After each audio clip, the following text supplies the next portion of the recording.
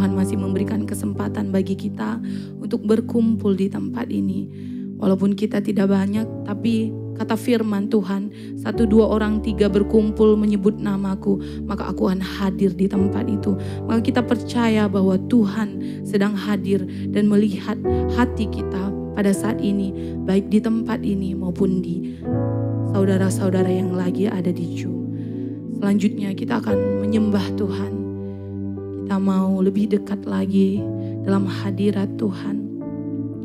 Kita ingin sampaikan kepada Tuhan, ku ingin dekat padamu Tuhan dan mengejar hadirat-Mu.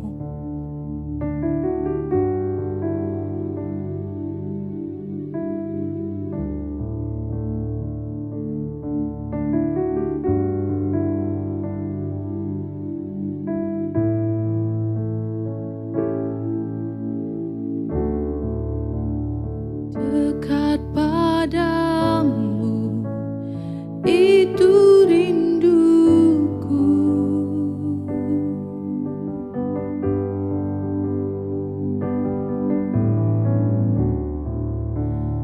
Setiap kataku, kau pun menunggu.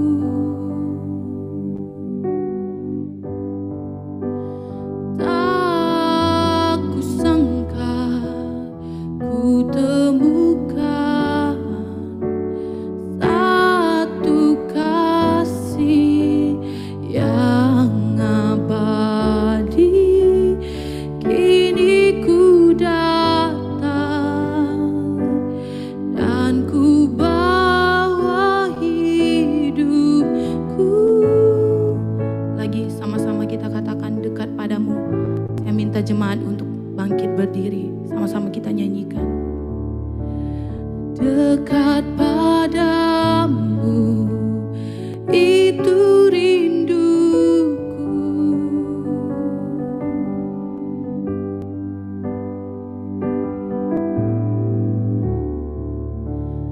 Setiap kataku, kau pun menunggu.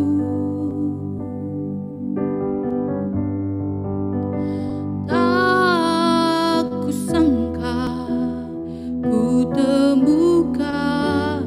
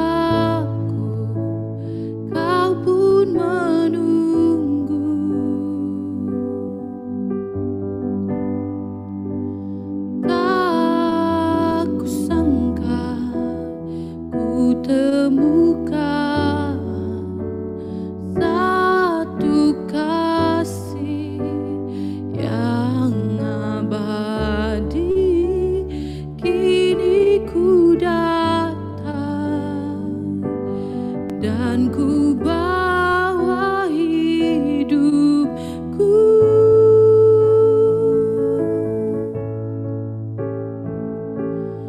memandang wajah-Mu, mengikuti kebaikan-Mu, mengejar hadir-Mu di dalam hidupku,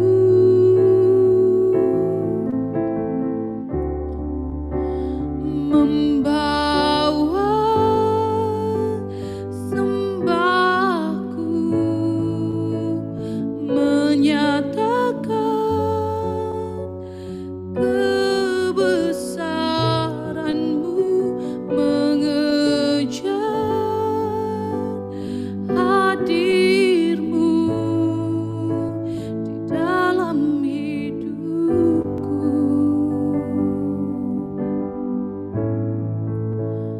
memandang wajah-Mu, mengikuti kebaikan-Mu, mengejar hadir-Mu dalam hidupku,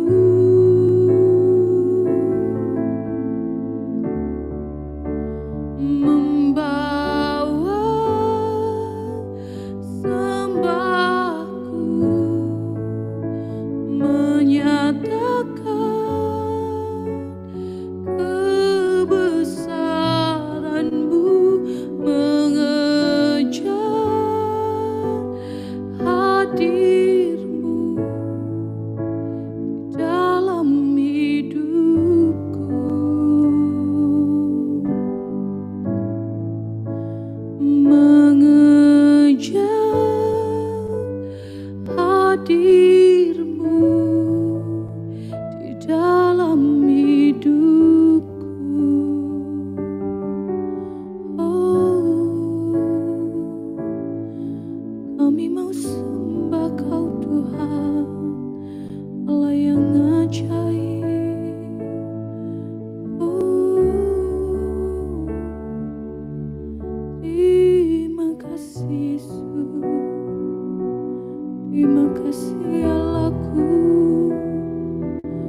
Kau sungguh baik, Kau teramat baik Tuhan.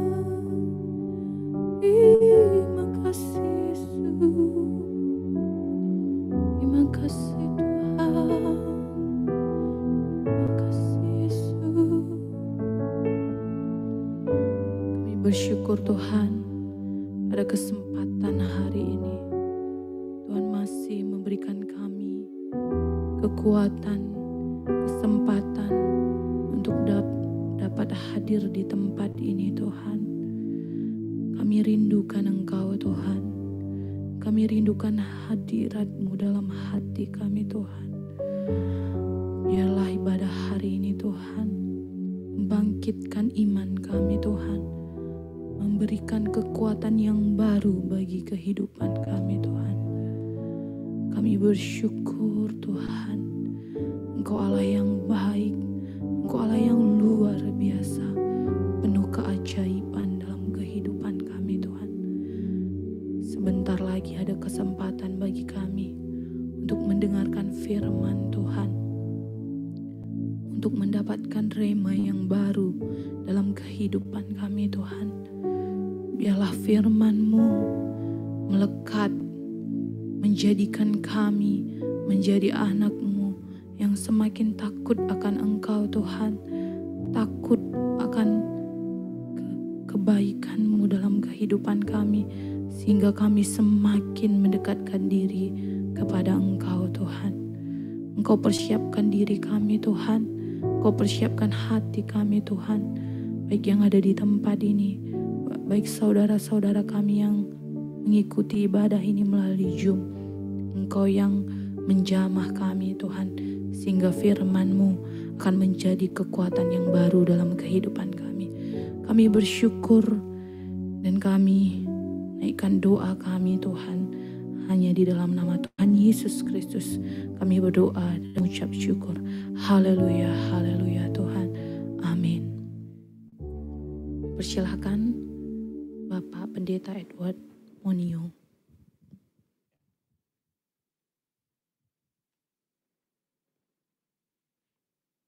Baik, shalom. Ya, topik yang diberikan ke saya, Connect with God. Ya, kita sama-sama akan renungkan tentang bagaimana berhubungan dengan Tuhan. Mari kita berdoa, kita datang pada Tuhan. Kami mau dengar suara Tuhan, Engkau bicara kepada kami. Terima kasih Tuhan Yesus, Engkau baik, sangat baik, dan Engkau ingin bersekutu erat dengan kami. Terima kasih Tuhan Yesus, biar kami juga boleh ada dalam hadirat-Mu, dalam persekutuan yang indah dengan Tuhan. Kami serahkan waktu ini sepenuhnya dalam nama Tuhan Yesus. Amin. Baik, ya kita sama-sama mau lihat tentang seorang hamba Tuhan yang terhubung dekat dengan Tuhan. Dan dia mengalami banyak sekali hal-hal yang luar biasa dalam kehidupan. Ya, saya senang kita akan renungkan tentang seorang tokoh yang namanya Daniel di Alkitab. Ya, kita tahu dia seorang yang dekat dengan Tuhan. Dan kita tahu juga Daniel seorang yang sangat diberkati. Seorang yang sangat penuh dengan hikmat Tuhan. Ya, sehingga dia bertahan selama beberapa periode raja dan terus menjadi, boleh dikatakan, orang kedua daripada raja. Padahal kalau kita lihat dia adalah seorang budak, ya kalau budak posisinya itu lebih di bawah daripada pembantu PRT. Kalau sekarang PRT itu bisa nawar gitu ya. Dia mau masuk kerja kalau ada mesin cucinya gitu ya. Kalau budak nggak bisa nawar. Ada jam kerjanya, kalau budak nggak punya jam kerja, jam berapa aja dipanggil tuannya harus siap, lalu sampai mati pun untuk tuannya juga harus siap. Nah itu budak. Dan Daniel sebetulnya adalah budak yang diambil dari Israel karena Israel dikalahkan oleh Babel. Tapi sungguh luar biasa bahwa budak ini ternyata bisa menjadi orang nomor 2 di bawah raja. Ya Tuhan itu luar biasa karena Israel dihukum Tuhan karena dosanya menyembah berhala. Ya setelah beratus tahun diperingatkan sehingga diporak-porandakan. Dan tetap dia ingin berkati orang-orang yang takut akan dia. Nah, tapi ya orang yang takut akan dia di bawah Babel. Dan Babel adalah penguasanya, rajanya.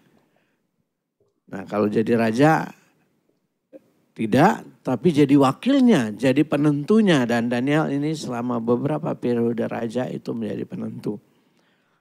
Karena apa saudara? Karena hikmatnya yang luar biasa. Karena persekutuan yang dekat dengan Tuhan, dia punya hikmat. Nah kalau kita coba renungkan Daniel ini, dia punya hikmat yang sangat-sangat luar biasa. Ya, dan level hikmatnya itu adalah level kelas dunia, world class. Ada konsultan, kalau orang kerja ada konsultan, level Indonesia, tapi ada yang world class, level dunia gitu ya. Itu bayarannya mahal kalau kita bayar world class konsultan. Nah, Daniel ini bukan hanya world class tapi the top world class gitu ya pada saat itu karena Babel adalah penguasa seluruh dunia. Kemudian digantikan oleh media, ditaklukkan, tetap dia juga menjadi wakil raja. Ya, jadi levelnya dunia karena Babel menaklukkan hampir seluruh dunia. Kemudian Babel ditaklukkan oleh Persia Media yang menaklukkan juga Babel. Dan seluruh dunia di bawah Babel itu ada di bawah media Persia. Jadi Daniel ini satu-satunya orang yang jadi wakil raja atau perdana menteri selama beberapa periode. Yang pertama Nebukadnezar yang menghancurkan Israel. Ya Daniel diangkat menjadi wakil raja yang membawahi para gubernur yang lain. Nah lalu Nebukadnezar mungkin saya nggak tahu, nggak dicatat berapa kali mengadakan reshuffle kabinet ya. Tapi Daniel nggak pernah tergeser. Ini luar biasa ya. Padahal dia posisinya paling lemah. bukan dari partai apa-apa tapi dari partai budak. Ya, negara jajahan. Mestinya itu partai yang paling lemah. Bukan partai Babel tapi partai dari negara lain. Partainya Israel, partai orang budak. Kira-kira begitu. Ya kalau dianggap dia golongan mana. Posisinya pasti lemah. Tapi selama beberapa periode dia tidak pernah turun. Karena dia punya hikmat yang luar biasa yang dibutuhkan oleh bangsa pada saat itu, penguasa seluruh dunia. Yang dibutuhkan oleh bangsa yang menguasai seluruh dunia untuk mengatur seluruh dunia. Butuh orang-orang seperti Daniel, dan Daniel orangnya. Nah, jadi beberapa kali Nebukadnezar reshuffle kabinetnya, Daniel tetap di atas. Kemudian habis Nebukadnezar diganti oleh Belshazzar anaknya. Ya diturunin dulu, nggak dianggap. Tapi kemudian dia naik lagi. Ya, ketika Belshazzar melihat tulisan di dinding, kita tahu akhirnya nggak ada yang bisa terjemahkan, dia tanya ke Daniel. Orang-orang ingetin ada Daniel. Dia udah nggak diingat. Ini budak kok. Kalau secara natural dia nggak dianggap. Ini minoritas, bukan hanya minoritas saja, ya, tapi minoritas budak lagi itu. Ya orang Israel. Sebetulnya dia tidak dianggap sama sekali. Oleh anaknya Nebukadnezar, Belshazzar lebih baik pilih tentaranya, panglimanya, menterinya daripada orang Babel. Karena itu dia tidak dianggap. Tapi ketika menghadapi persoalan besar, raja cari dia. Karena tahu ada hikmat luar biasa tersembunyi pada dia. Amin saudara. Kalau kita penuh dengan hikmat Tuhan, orang cari kita. Bos cari kita, betul? Karena banyak masalah di perusahaan itu diselesaikan dengan hikmat Tuhan. Nah ini yang terjadi dengan Daniel. Dia dicari lagi, akhirnya diangkat lagi saudara. Itu zaman Belshazzar, kalau saudara coba renungkan ya. Firman Tuhan Daniel ini sangat menarik. Nah lalu yang periode yang ketiga itu periodenya Darius, orang Media Persia. Itu yang tadi saya katakan menaklukkan. Nah ketika satu bangsa dikalahkan, perang gitu, nggak mungkin menterinya, wakil presidennya diangkat lagi jadi wakil presiden. Itu impossible dimanapun juga. Tapi Daniel ngalamin ini. Darius tahu persis Daniel adalah orang hebat. Ya kalau saudara baca itu Darius ngangkat 120 gubernur. Untuk menguasai seluruh dunia. Karena dunia kan gubernur di Eropa, di mana negara ini itu ada 120 di bawah dia. Di atas 120 dia angkat 3 orang komandan Menko kalau sekarang mungkin ya. Nah Menko-nya itu termasuk salah satunya adalah Daniel. Di bawah dan Daniel Menko yang tertinggi. Boleh dibilang wakilnya Darius. Sebetulnya begitu. Nah kenapa saudara? Karena ada hikmat Tuhan yang dikenal oleh banyak orang. Ada pada Daniel. Hikmat yang sangat luar biasa. Nah kalau kita coba renungkan lagi, kira-kira gimana nih prosesnya Daniel bisa seperti itu ya. Kita lihat siapa dia dari Daniel pasal 1 ini ya. Ini Daniel ayat 8 ya. Kan jadi kisahnya waktu Israel dihancurkan. Lalu Tuhan perintahkan untuk orang-orang Israel itu menyerah ke Babel. Orang Israel nggak mau. Nasionalisme mereka terlampau tinggi. Ya Yeremia yang menubuatkan firman Tuhan suruh nyerah dianggap pengkhianat. Ya dibenci. Orang Israel merasa kuat. Tapi yang merasa lemah pilih kabur ke Mesir. Karena secara histori punya hubungan dengan Mesir. Dan dia pikir kalau dikalahkan oleh Babel nggak mungkin ada peluang jadi budak. Tapi kalau dia datang ke Mesir bersahabat maka biasa ada kemungkinan dia naik tinggi secara karir. Itu pikiran mereka. Tapi Daniel tidak. Daniel pilih untuk taat firman Tuhan. Dari mudanya. Jadi raja ngumpulin orang-orang bangsawan, orang muda termasuk Daniel. Lalu disuruh kasih makan, kita tahu ceritanya supaya dia sehat.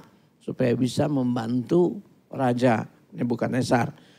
Tapi di sini Daniel berketetapan, ayat 8, Daniel berketetapan untuk tidak menajiskan dirinya dengan santapan raja dan dengan anggur yang biasa diminum raja, dimintanyalah kepada pemimpin pegawai istana itu supaya ia tak usah menajiskan dirinya. Nah, orang yang punya ketetapan untuk dengar suara Tuhan, untuk mentaati suara Tuhan, untuk berjalan di jalannya Tuhan. Ya, ketetapan yang mempengaruhi seluruh hidupnya. Banyak orang tidak pernah ngambil keputusan radikal ikut Tuhan yang mengubah seluruh hidupnya. Banyak orang takut di bisnisnya, di kerjaannya, takut melanggar bos, tapi berani melanggar Tuhan. Ya, berani melanggar perintah Tuhan. Takut sama bosnya. Tapi Daniel dari mudanya sudah ambil ketetapan. Yeremia suruh pergi ke Babel, dia ikut jadi budak di sana. Meskipun sepertinya no masa depan. Nggak ada masa depan. Ikut, tapi dia punya keputusan. Nah, Tuhan cari anak-anak muda yang dekat dengan Tuhan, yang punya keputusan. Yang decide everything for God, turut apa yang Tuhan mau.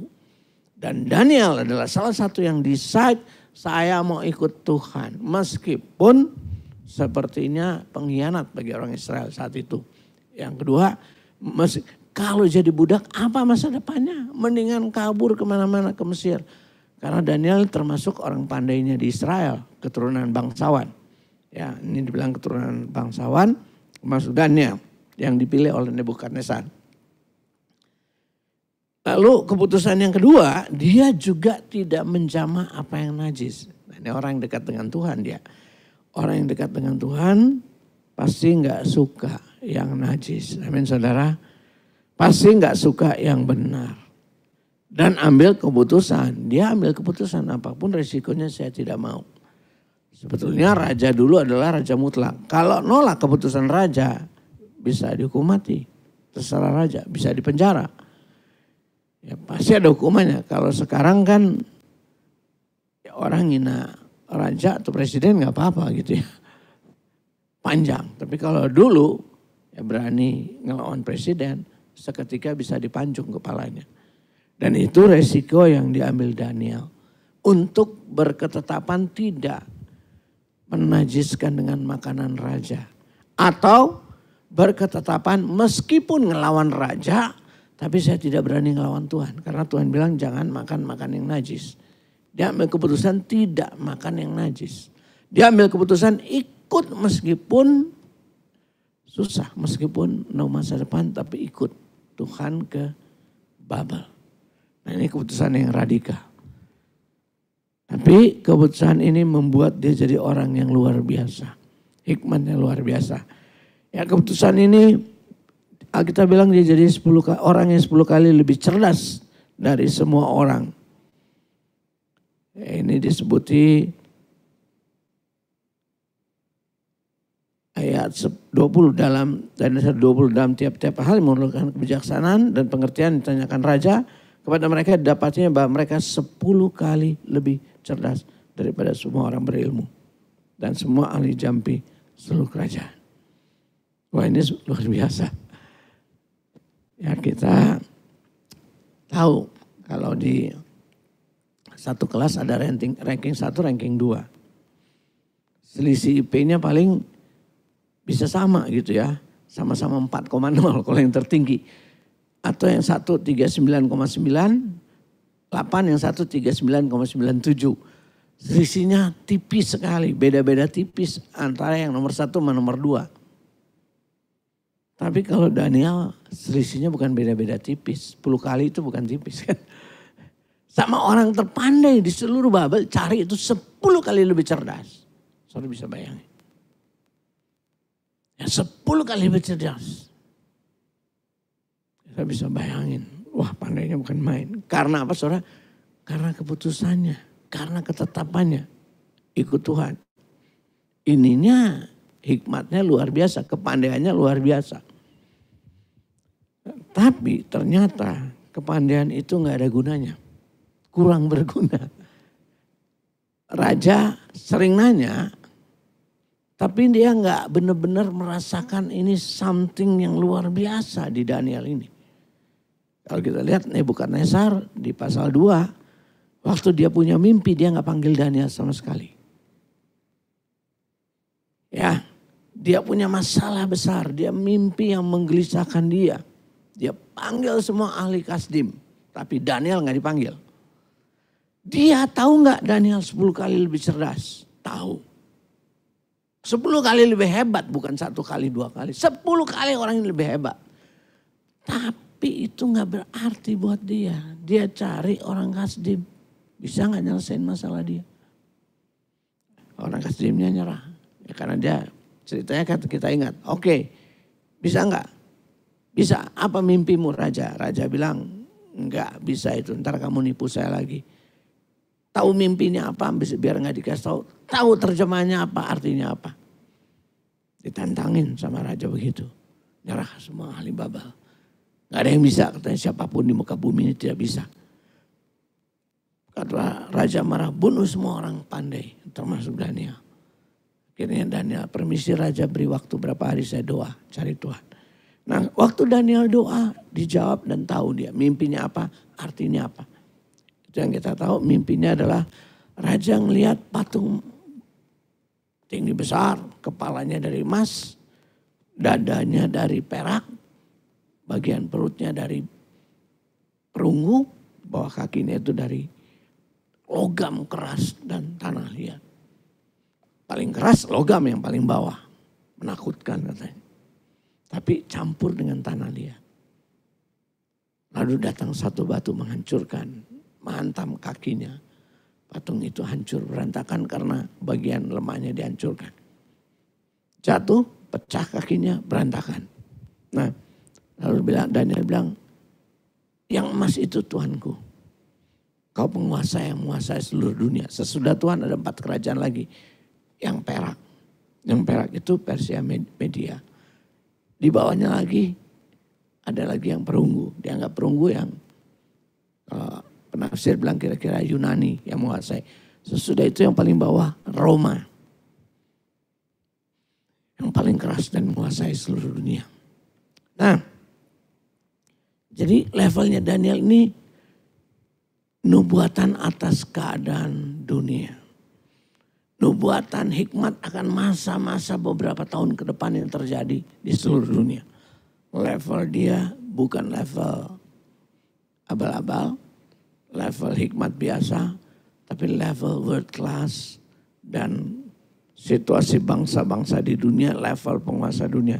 Itu dia. Nah, karena mimpinya yang menggelisahkan ini akhirnya Nebukadnezar cari Daniel dan diterjemahkan oleh Daniel. Dan sejak itu Nebukadnezar mengangkat Daniel menjadi wakilnya, Perdana Menteri.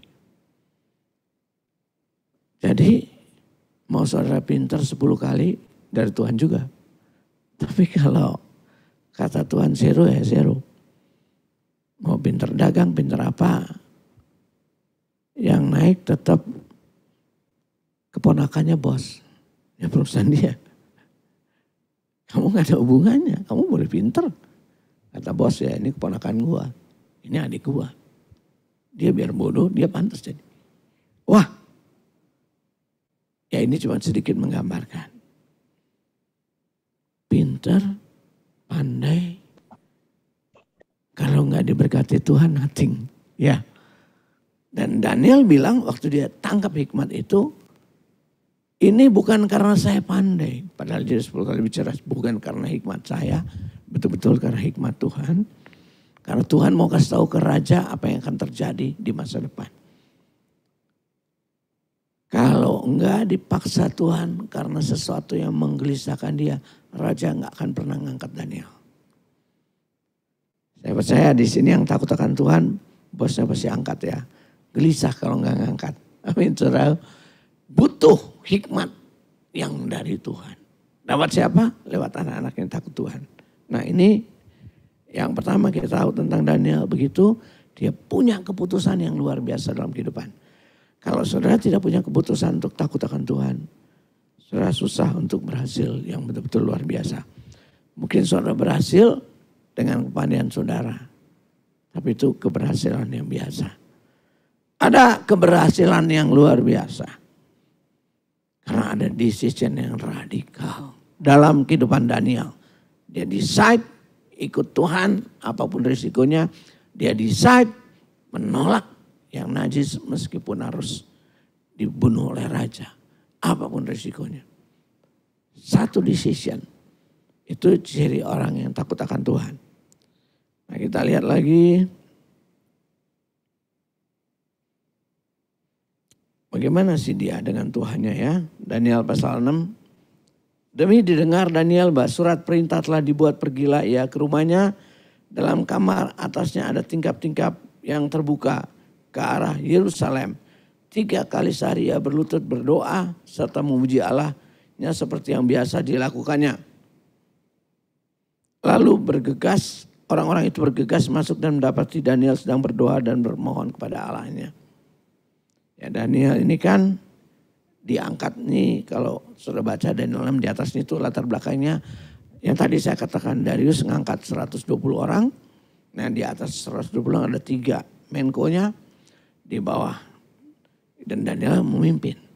Nah mereka iri. Siapa ini orang nih? Orang budak.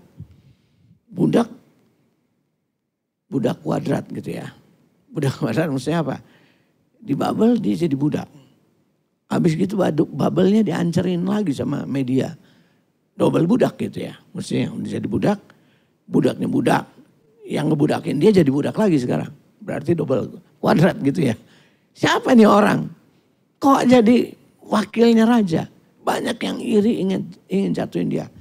Tapi katanya mereka nggak ketemu celah sedikit pun karakter kelemahan dia nggak ada. Tukang marah-marah enggak. Tukang komplain enggak. Ya. Enggak jujur enggak. Perkataan kotor enggak. Enggak ada yang bisa dicari celahnya untuk jatuhin Daniel. Hanya satu apa? Tukang nyembah Tuhan. Amin saudara. Seneng doa nyembah Tuhan. 3 kali sehari katanya dia berlutut.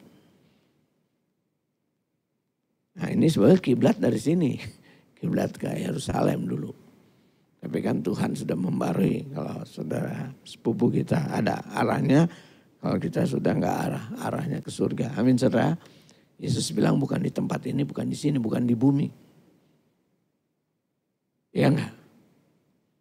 Apalagi kalau tahu bumi, bulat, nah kiblatnya kemana? Misalnya Yerusalem di sini, kita di sini. Bisa ke sini, muter ke sini kiblatnya. Bisa muter ke bawah kan. Ya enggak? Muter ke sini, muter ke bawah, muter ke sini juga bisa. Namanya bumi bulat. Ini mau ngadep kemana sama aja.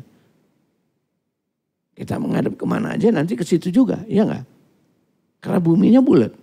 Bawa ke sana dia muter lagi ya, kena pasti. Karena buminya bulat, saudara. Nah, saudara, jadi ada beberapa arah untuk ke sana kan, bisa ke sana, bisa ke sini, nyampainya ke sana juga. Bisa ke sini, nyampainya ke sana juga, bisa belokannya. Nah, ya emang ke atas kiblatnya. Ini ke Tuhan. Ini Daniel ketangkep dia. Sehingga ya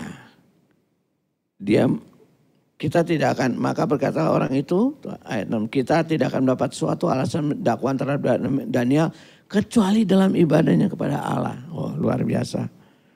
Mereka tahu persis. Itu kebiasaan yang mereka tahu. Berarti apa? Dia continue melakukannya. Dan terus melakukannya. Dan gak malu-malu depan semua orang. Sehingga semua orang tahu. Kayak dia kalau lagi tugas dia permisi dulu. Kalau lagi rapat sama raja. Permisi. Permisi. Saya ada.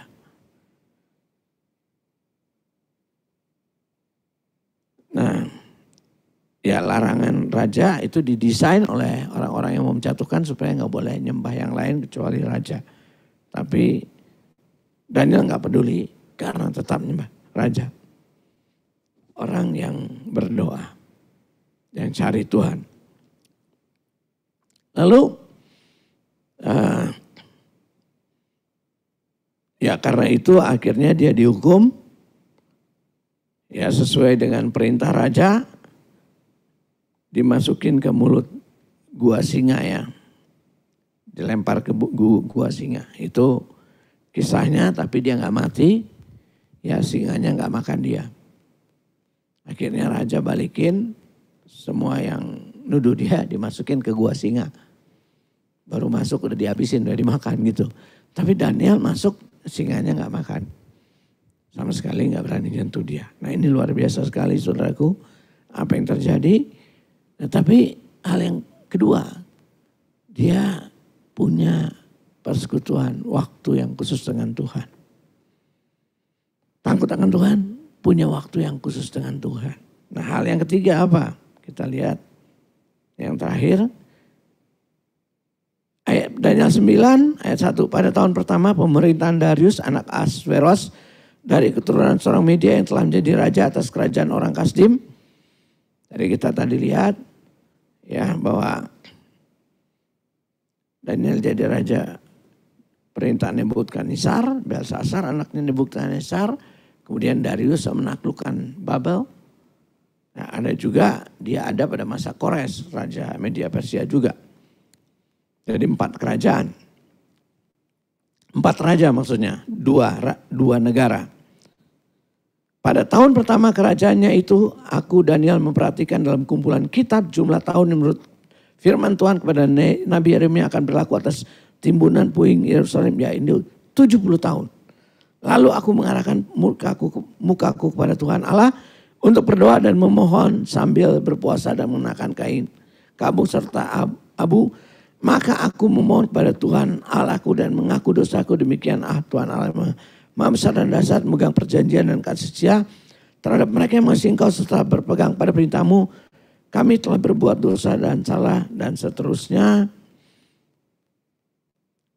Ayat 7, engkaulah yang benar ya Tuhan. Segenap orang Israel telah bersalah, dia mengakui. Nah tapi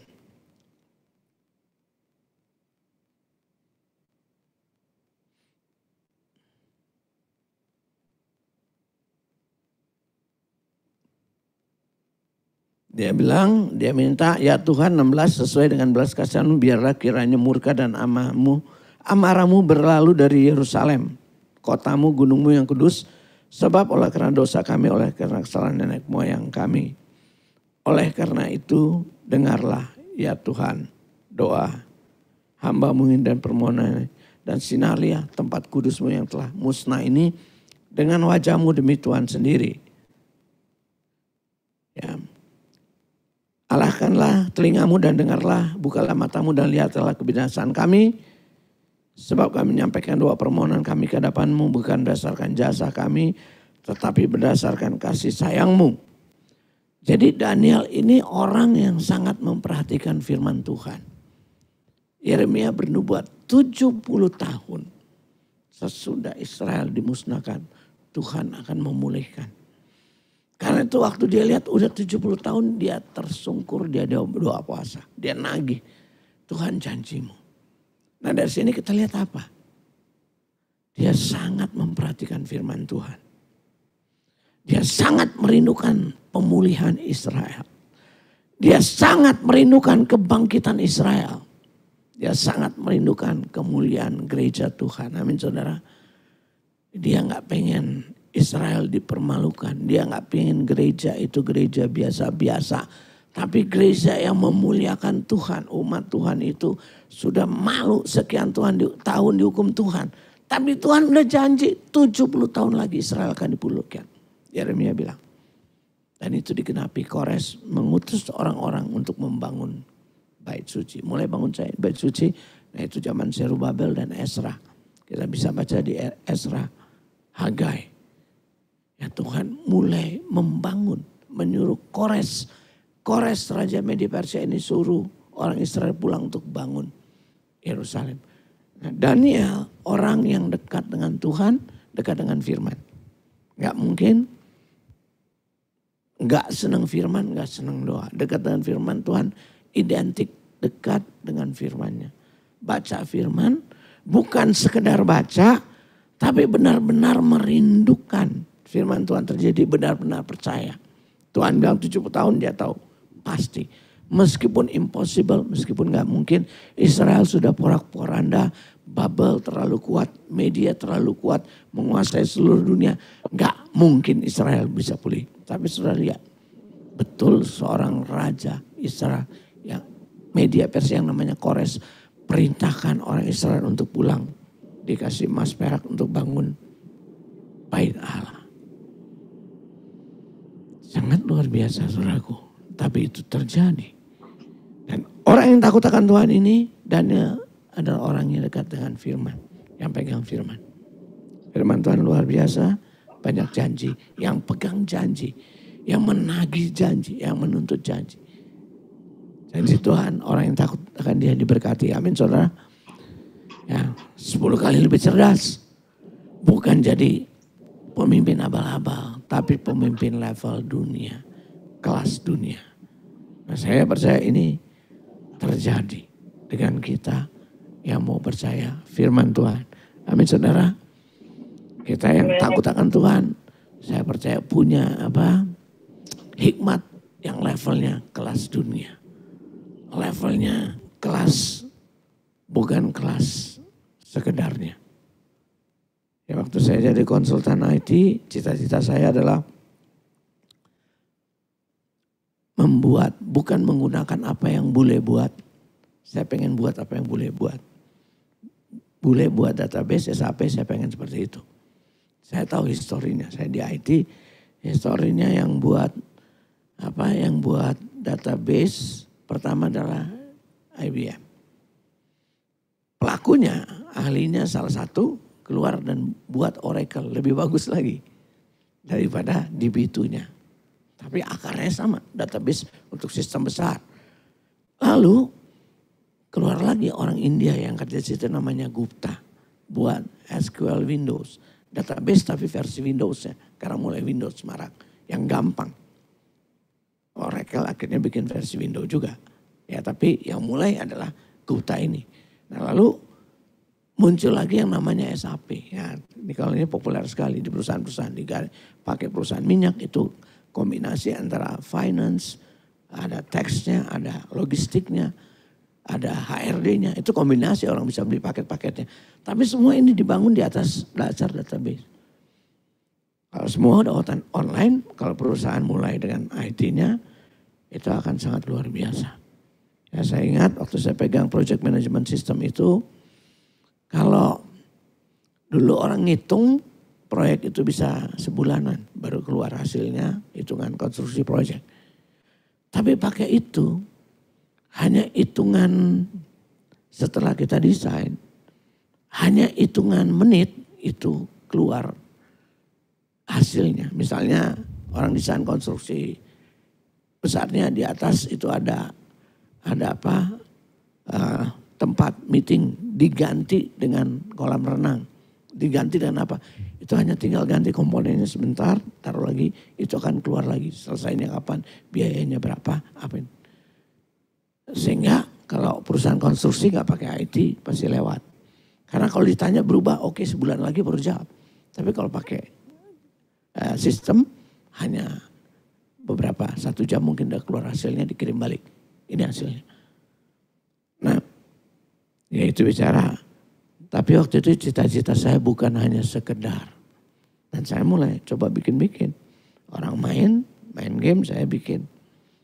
Pakai bahasa generasi ketiga, C language. Dan saya tahu kalau dikasih waktu saya bisa. Bikin yang namanya database yang boleh bikin. Tapi puji Tuhan saya gak dipanggil jadi IT. Karena kalau enggak Bill Gates mungkin kalah sama saya. Jadi Bill Gates bersyukur saya gak dipanggil IT, dipanggil jadi pendeta. Puji Tuhan gak apa-apa. Tapi dimanapun Anda dan saya berada, hikmat Tuhan sangat luar biasa. Mengalahkan semua yang ada di dunia ini. Amin saudara. Kelas dunia, levelnya level dunia. Angkat hati saudara. Tapi berawal tadi. Orang yang takut akan Tuhan. Amin. Puji Tuhan. Mari kita berdoa.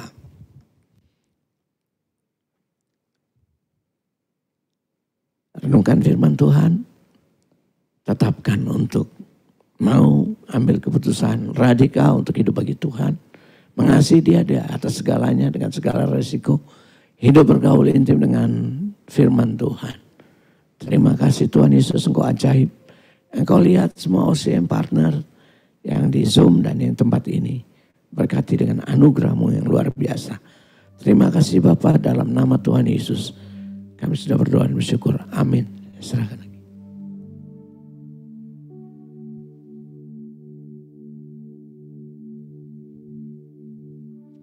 Shalom semuanya, terima kasih ya Kak Stella yang sudah jadi worship leader kita ya. Dari Rio Partner Law Firm lantai 26 ya? 22? Oh 21, salah saya. Lalu terima kasih Pendeta Edu yang sudah membagikan firman Tuhan ya. Saya sedikit rangkum ya, luar biasa memang betul ya. Bahwa anak-anak Tuhan itu akan menjadi anak-anak Tuhan yang memiliki hikmat yang mendunia ya. Pendeta Edu ini lulusan Elektro ITB. Cuma memutuskan menjadi pendeta, bukan cuma ya. Itu diminta Tuhan untuk memutuskan jadi pendeta. Jadi dulu konsultannya Garuda. Jadi gak main-main juga, hikmatnya juga hikmat dunia gitu ya. Ya jadi kita percaya bahwa Tuhan pasti memberikan hikmat buat kita seperti Daniel, hikmat yang mendunia ya. Tapi dengan beberapa hal yang penting tadi. Pertama mengikuti ketetapan Tuhan ya. Apapun resikonya ya, dengan hikmat Tuhan bisa meminta supaya dia tidak perlu memakan makanan yang najis ya. Tidak mengikuti hal yang najis yang dari dunia ini. Yang kedua, memiliki hubungan dengan Tuhan ya. Dia tetap mencari Tuhan dan dia adalah orang yang berdoa. 3 kali sehari dia berdoa menghadap Tuhan. Di firman Tuhan dikatakan. Dia punya waktu yang khusus dengan Tuhan ya. Lalu yang ketiga, dia memperhatikan firman Tuhan dan merindukan firman Tuhan benar-benar terjadi di dalam kehidupannya. Ya, 3 hal ini semoga menjadi berkat buat teman-teman semua, saudara-saudara, Bapak Ibu OCM Partner semua. Sehingga bisa dibawa pulang dan bisa dipraktekkan dan percayalah bahwa Tuhan yang akan menolong OCM Partner semua ya di dalam pekerjaan, dalam bisnis. Mendapatkan solusi-solusi yang daripada Tuhan ketika masalah-masalah ada di kantornya masing-masing ya. Dan saya percaya teman-teman semua OCM Partner akan diangkat Tuhan tinggi di dalam pekerjaannya dan di dalam bisnisnya. Oke, puji Tuhan. Sebelum kita tutup ada persembahan, silakan QR code-nya. Saya berikan waktu 1 menit ya sambil mendengarkan musik dari Kak Julian ya. Silakan rekan-rekan semua boleh scan QR code-nya dan berikan persembahan untuk kita bisa terus mengadakan ya OCM event seperti ini di tempat ini ya. Dan saya juga ajak teman-teman semua, terima kasih nih Kak Dora juga udah ajak 2 orang ya. Kemarin juga sudah datang kakak-kakaknya. Ya semakin banyak yang bisa kita ajak ya ke tempat ini ya. Kamea juga ajak Kak Stella malah jadi WL luar biasa. Terima kasih ya semuanya. Kak Elia juga terima kasih. Tinggal kasarannya belum bisa datang ya. Nanti saya tunggu. Oke, terima kasih kalau sudah memberikan persembahan. Kita adalah OCM event lagi di minggu ketiga ya. Ini minggu pertama, minggu ketiga ya. Kita ajak teman-teman yang lain.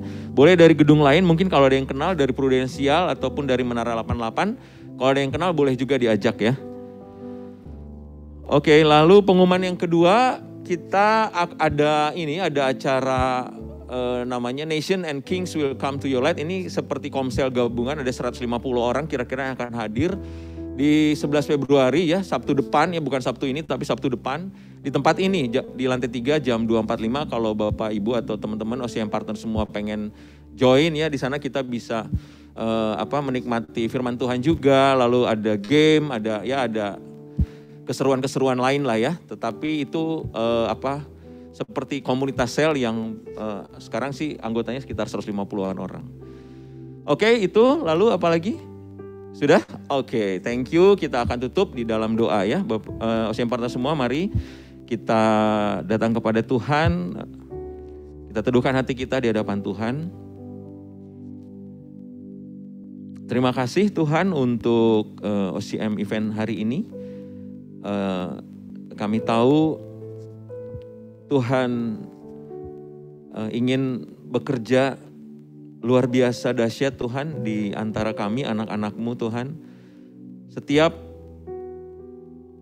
OCM Partner yang hadir, kami berdoa memberkati mereka semua supaya semuanya boleh mengalami kebaikan Tuhan, mengalami keajaiban Tuhan, mengalami keluar biasaan Tuhan, kedahsyatan Tuhan. Di dalam kantornya, di dalam bisnisnya, di dalam apapun yang dikerjakan. Mungkin juga ada masalah keluarga, kami berdoa dalam nama Yesus. Tuhan yang tolong Tuhan, supaya setiap OCM partner boleh mengatasi setiap masalah yang ada di keluarganya Tuhan. Hubungan keluarga harmonis, hubungan keluarga menjadi baik Tuhan. Juga untuk yang sakit saat ini dalam nama Yesus kami katakan mereka sembuh di dalam nama Yesus. Karena firman Tuhan katakan oleh bilur-bilurmu 2000 tahun yang lalu engkau mati di kayu salib untuk menyembuhkan setiap sakit penyakit. Dan saat ini kami katakan setiap yang sakit, setiap OCM partner yang sakit sembuh dalam nama Yesus Tuhan. Tidak ada lagi sakit penyakitnya di dalam nama Yesus Tuhan. Terima kasih Bapak, terima kasih Tuhan. Terima kasih setiap OCM partner diangkat tinggi di pekerjaannya, di bisnisnya. Mengalami keajaiban Tuhan, mengalami lompatan-lompatan yang luar biasa.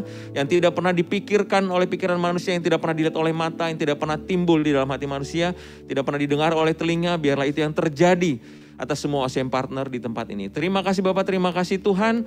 Sebentar kami akan selesai, kami akan kembali ke pekerjaan masing-masing. Kami percayakan semuanya kepada Tuhan, biarlah kasih, sukacita yang melimpah, damai sejahtera yang melampaui segala akal, memenuhi hati dan pikiran kami semua OCM partner. Terima kasih Bapak, di dalam nama Yesus kami sama-sama katakan amin. Terima kasih semuanya, silakan ambil konsumsinya di sebelah kanan ya. Sudah ada ya? Sudah ada, silakan ya. Terima kasih semua kehadirannya ya.